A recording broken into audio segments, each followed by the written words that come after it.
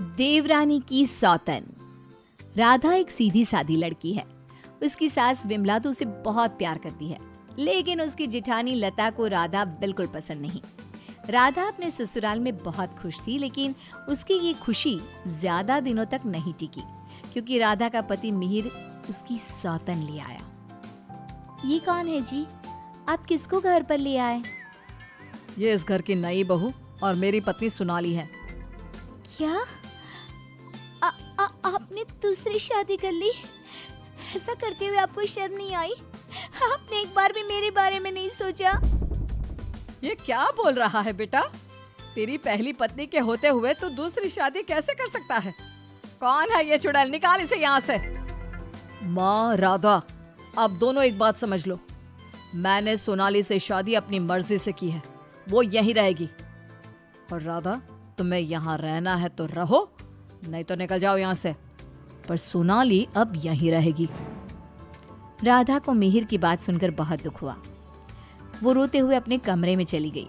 तभी मिहिर सोनाली को उसी कमरे में लाता है और राधा से कहता है, राधा, तुम गेस्ट रूम में शिफ्ट हो जाओ। आज से सोनाली मेरे साथ इसी रूम में रहेगी। ये क्यों इस रूम में रहेगी? ये मेरा कमरा है। आप इसे लेकर गेस्ट रूम में चले जाओ। ओह डार्लिंग, इस गवार को तुमने सर पर चढ़ा रखा है। छोड़ो ना, हम दोनों गेस्ट रूम में ही चले जाते हैं। वैसे भी इस रूम का इंटीरियर डिजाइन मुझे खास पसंद नहीं आया। ओके डार्लिंग, जैसा तुम कहो। मिहिर उसे लेकर चला जाता है और राधा कमरे में बैठकर बहुत रोती है। तभी वहां पर विमला और लता आ जाती हैं। विमला राधा को समझाती है, लेकिन लता अपनी देवरानी के जख्मों पर नमक छिड़कते हुए कहती है, राधा, जरूर तुम में ही कोई कमी होगी जो तुम्हारा पति तुम्हारे हाथ से निकल गया और तुम्हारी सौतन ले आया। मेरे पति तो बिल्कुल वैसे नहीं है। वो किसी दूसरी औरत को आंख उठाकर देखते तक नहीं है। हाँ, मेरी ही कमी है कि मैंने उन्हें भगवान की तरह पूजा, उनकी हर छोटी से छोटी बात का ख्याल रखा। मुझे नहीं पता था कि वो मेरे साथ ऐसा करेंगे।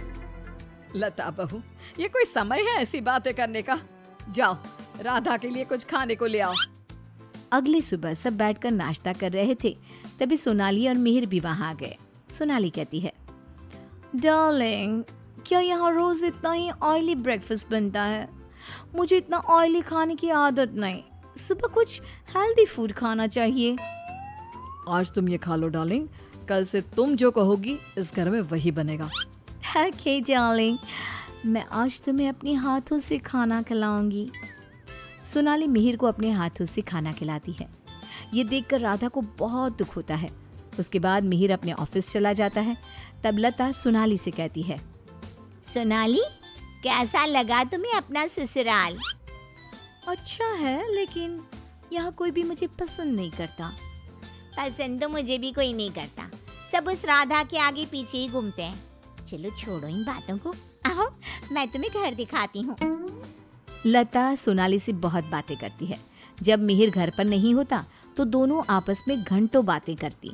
लता और सोनाली की नजदीकियां देखकर विमला सोचती है, ये लता बहू हमेशा सोनाली से गुड़ पर चींटी की तरह क्यों चिपकी रहती है? राधा से तो कभी इसने ढंग से बात भी नहीं की। राधा भी तो इसकी देवरानी है और ये देवरानी से बोलती तक नहीं, लेकिन देवरानी की सौतन से चिपकी रहती है। विमला ये सब सोच ही रही होती है कि तभी वहाँ राधा आकर पूछती है, माँ जी, आज रात के खाने में क्या बनाऊं? अरे राधा, मुझसे क्या पूछ रही है? अपने पति से पूछ। मिहिर जी। राधा कुछ बोल पाती इससे पहले ही मिहिर बोल पड़ता है, माँ, मैं और सोनाली आज शाम मूवी देखने जाएंगे और डिनर भी बाहर करेंगे, तो आप हमारे लिए कुछ मत बनाना। ये बोलकर मिहिर वहाँ से चला जाता है। राधा रोते हुए अपनी सास से कहती है, देखा माँ जी आपने, आप ये मुझसे बात करना भी पसंद नहीं करते। ये मेरे साथ ऐसा बर्ताव करते हैं जैसे मैं इस घर में रहती ही नहीं हूँ। अरे ना ना बेटा, रो मत तू। उस सोनाली का जादू इसके सर से उतरेगा ना तो ये फिर से तुम्हारे पास ही आएगा। शाम को मिहिर सोनाली को आवाज देता है, सोनाली, सोनाली जल्दी बाहर आओ। इतनी देर करोगी तो मूवी शुरू भी हो जाएगी। ओहो डार्लिंग, तुम तो तैयार भी नहीं होने देते। देखो, कैसी लग रही हूँ मैं? हमेशा की तरह बहुत खूबसूरत। अब चलो जल्दी करो, बहुत देर हो रही है। मिहिर सोनाली के साथ चला जाता है। ये सब देखकर राधा बहुत रोती है। इसी तरह एक दिन सभी बैठकर खाना खा रहे होते हैं कि तभी मिहिर सोनाली से कहता है, सोनाली, कल मैं ऑफिस नहीं जाऊंगा, कल हम शॉपिंग पर जाएंगे। ठीक है डार्लिंग। बेटा, राधा को भी शॉपिंग पर ले जा, उसके सारे कपड़े पुराने हो गए हैं और वो दिन भर घर के कामों में लगी रहती है, कहीं बाहर ही नहीं जाती। बाहर जाएगी तो उसका मन भी बहल जाएगा। क्या कह रही हो माँ? मैं राधा को लेकर बाहर जाऊंगा? कभी नहीं। सॉरी माँ, लेकिन मेरे पास टाइम नहीं है। मैं आपको रुपया दे दूंगा, आप चली जाना उसे लेकर। बेटा, तू तो राधा को बिल्कुल भूल गया है, मगर ये याद रख, वो आज भी तेरी पत्नी है और इसी घर में रहती है। हाँ तो वो क्यों रह रही है इस घर में? चली क्यों नहीं जाती? राधा, अगर तुम चाहो तो मैं तुम्हें तलाक दे सकता हूँ। तुम ठीक से सोच लो और अपना फैसला मुझे बता देना। बदले में जो चाहो वो मैं तुम्हें दे सकता हूँ। मिहिर की बात सुनकर राधा के ऊपर मानो बिजली सी गिर गई। इसी तरह कुछ दिन बीत गए। राधा अब बहुत दुखी और चुप चुप रहने लगी। एक रात विमला किचन की तरफ पानी लेने जा रही थी, लेकिन किचन में से बातों की आवाज सुनकर वो बाहर ही रुक गई और सोचने लगी, अरे ये इतनी रात को कौन बातें कर रहा है? ये तो लता और सोनाली की आवाज लग रही है। ये दोनों इतनी रात को क्या बात कर रही है? ध्यान से सुनती हूँ तब पता चलेगा। वो दोनों की बात ध्यान से सुनती है। सोनाली लता से कह रही थी, देख मेम साहब, तेरे देवर को मैंने तेरे कहने से पटाया था, मैंने तेरा काम कर दिया। अब तू मुझे बाकी के रुपए दे दे, नहीं तो तेरे घर वालों को तेरी सारी सच्चाई बता दूंगी। अरे तू ज्यादा चालाक मत बन, मैं तुझे पहले भी कई सारे रुपए दे चुकी हूँ, अब और रुपया नहीं दे सकती। तू जैसी लड़की को इतना अच्छा घर दे दिया, इतना अच्छा पति दे दिया, और क्या चाहिए तुझे? विमला दोनों की बात सुनकर समझ जाती है कि दाल में कुछ काला है। वो सोनाली की जन्म कुंडली निकालने में लग जाती है। तब उसे सोनाली की सच्चाई पता चलती है। एक दिन विमला सारे घर वालों को बुलाती है और कहती है, मिहिर, तुमने सोनाली से शादी कर ली है, ये बात हमारे रिश्तेदारों को भी तो पता चलनी चाहिए ना। मैं तुम दोनों की शादी की खुशी में एक छोटा सा प्रोग्राम करना चाहती हूँ, जिसमें मैं सारे रिश्तेदारों को बुलाऊंगी। सोनाली, तुम भी अपने रिश्तेदारों का नाम और पता बता दो, मैं खुद उन्हें निमंत्रण भेजूंगी। ये सुनकर सोनाली घबरा जाती है। तभी मिहिर कहता है, माँ, सोनाली का कोई रिश्तेदार यहाँ नहीं रहता, वो सब अमेरिका में रहता है। सोनाली खुद अमेरिका से आई है, इसलिए आप बस हमारे रिश्तेदारों को ही इनवाइट कर दीजिए। मिहिर, तुम बहुत भोले हो, तभी तो इस 420 सोनाली ने तुम्हें आसानी से बेवकूफ बना दिया। यह कोई अमेरिका से नहीं आई, ये जेल से आई है, और इसके घर वाले भी एक नंबर के चोर हैं। ये और इसके घर वाले लोगों को बेवकूफ बनाकर घर लूट कर ले जाते हैं, और इसको तुम्हारी जिंदगी में लाने वाली है लता। लता, अब तुम बताओ, क्यों किया तुमने ऐसा? हाँ, मैंने ही सोनाली को रुपया दिए थे कि वो मिहिर को अपने प्यार के जाल में फंसा ले और मेरी देवरानी की सौतन बनकर इस घर में आ जाए। लेकिन भाभी, आपने ऐसा क्यों किया?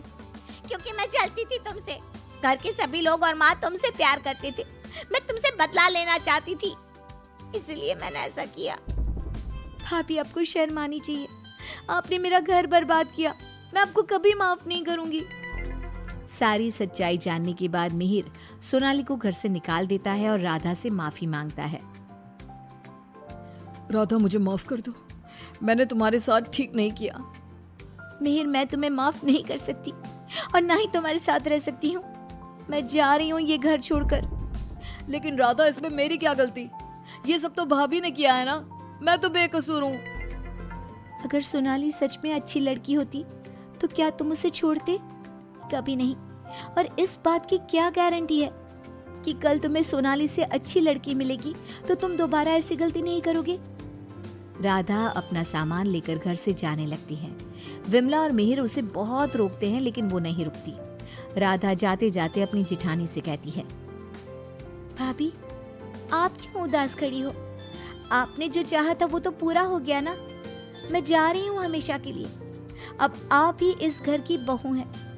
अब सब आपको ही प्यार करेंगे, बस।